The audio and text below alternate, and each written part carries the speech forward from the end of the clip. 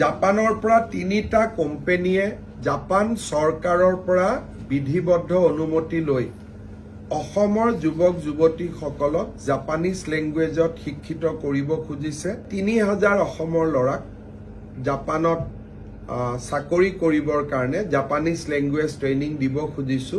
প্ৰত্যেকজন ট্ৰেইনিং লোৱা ল'ৰা ছোৱালীক ৰাজ্য চৰকাৰে 1.5 লাখ টকাৰ স্কলাৰশ্বিপ দিব।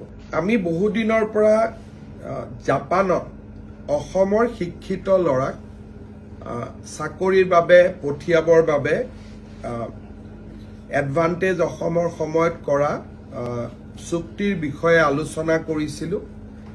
জাপানৰ পৰা তিনিটা কোম্পানীয়ে জাপান চৰকাৰৰ পৰা বিধিবদ্ধ অনুমতি লৈ অসমৰ যুৱক যুৱতীসকলক জাপানীজ লেংগুৱেজত শিক্ষিত কৰিব খুজিছে।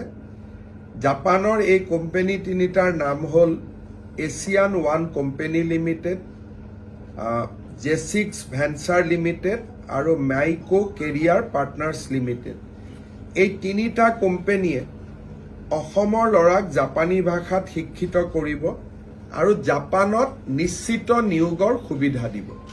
আৰু জাপানত যেতিয়া আমাৰ ল'ৰাই কাম কৰিব ইণ্ডিয়ান ৰুপিজত মাহত প্ৰায় 2.5 লাখ টকালৈকে উপাৰ্জন কৰিব পাৰিব।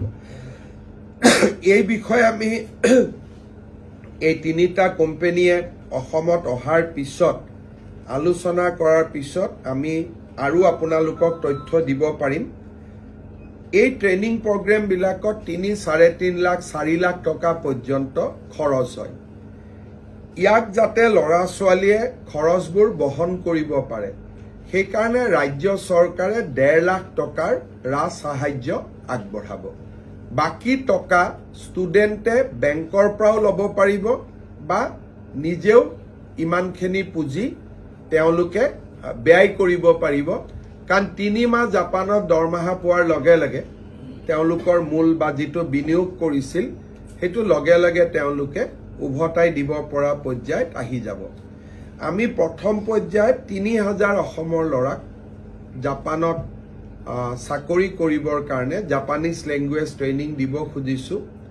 আৰু বহুত সময়ত কোনোবা ল'ৰা ছোৱালী যদি জাপানতো যাব নোখোজে, জাপানৰ ইমান কোম্পানী এটা ইণ্ডিয়াত আহিছে তেওঁলোকে ইণ্ডিয়াতো কাম কৰিব পাৰিব।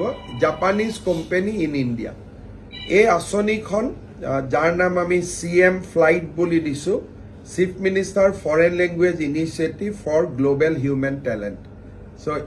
এইটো আমাৰ এডভান্টেজ অসমত আমি ঘোষণা কৰিছিলোঁ।